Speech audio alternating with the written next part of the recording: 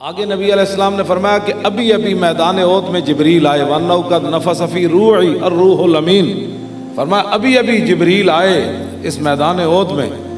انہوں نے مجھے عرض کی کہ یا رسول اللہ اپنی ساری امت کو بتا دیں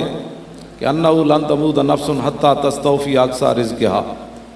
قیامت تک آپ اپنی امت کو فرما دیں کہ بندہ اس وقت تک دنیا سے نہیں مرے گا جب تک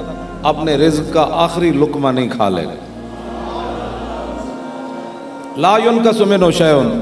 فرمایا ایسے نہیں ہوگا کہ آپ کے امتی کا بھی رزق دنیا میں باقی ہو تو اسرائیل آ جائیں، کیوں جی وَإِنْ أَبْطَأَ عَنْهَا، اگرچہ وہ رزق ملنے میں اسے دیر ہو جائے، فَاتَّقُوا اللَّهَ رَبَّكُمْ، فرمایا اللہ سے ڈرتے رہنا ہے، وَاجْمِلُوا فِي طَلَبِ الرِّزْقِ، رزق کے خوبصورت ذرائع تلاش کرنے ہیں، غلط ذرائع تم نے تلاش نہیں کرنے، کیوں جی وَاجْمِلُوا فِي طَلَبِ الرِّزْقِ، فرمایا اپنے ذریعہ معاش خوبصورت تلاش کرو، احسن اپنے ذرائع معاش تلاش کرو، غلط طریقے سے رزق نہ کماؤ۔ لا يحملنکم استبطاء ان تطلبوا بمعصیت اللہ، فرمایا ہرگز کسی بندے کو یہ بات نہ ابھارے کہ اس کو رزق نہیں ملا، تاخیر ہو گئی تو اللہ کی نافرمانیاں کر کے وہ اپنا رزق تلاش کرے، ہرگز یہ بات نہ کرے۔ رزق میں تاخیر ہو سکتی ہے، جو اس کو ملنا ہے رب اس کو ضرور دے گا۔ حضرت مولا کائنات علی مرتضیٰ رضی اللہ تعالیٰ عنہ مسجد میں نماز پڑھنے کے لیے تشریف لائے تو دروازے پر ایک بیکاری مانگنے والا کھڑا تھا، آپ نے فرمایا یہ میرا اونٹ پکڑ کر کے رکھو،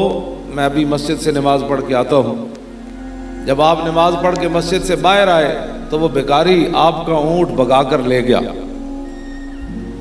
لوگ آ گئے، انہوں نے کہا حضور وہ بڑا ظالم نکلا، آپ کا اونٹ چوری کر کے لے گیا۔ آپ نے فرمایا نہیں نہیں یہ بات نہیں ہے، ایسی نہیں بات۔ کہ جی پھر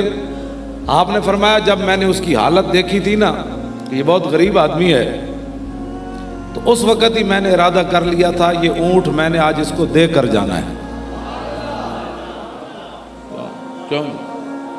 10 روپے دے کر مانگنے والے کو ڈانٹنے والے تصور کرے کہ علی کیا دے رہے ہیں، 1.5 لاکھ کا اونٹ ہے، یہ دیتا 10 روپے اور باتیں 1000 کی کرتا ہے غریب کے بارے میں، اور بڑی مشکل سے جیب سے نکالتا ہے ٹٹول کے 10 روپے۔ اگر تو اس کی جگہ ہوتا پھر تو کیوں اس کی بےزتی کرتا ہے؟ تو نے نہیں دینے نہ دے،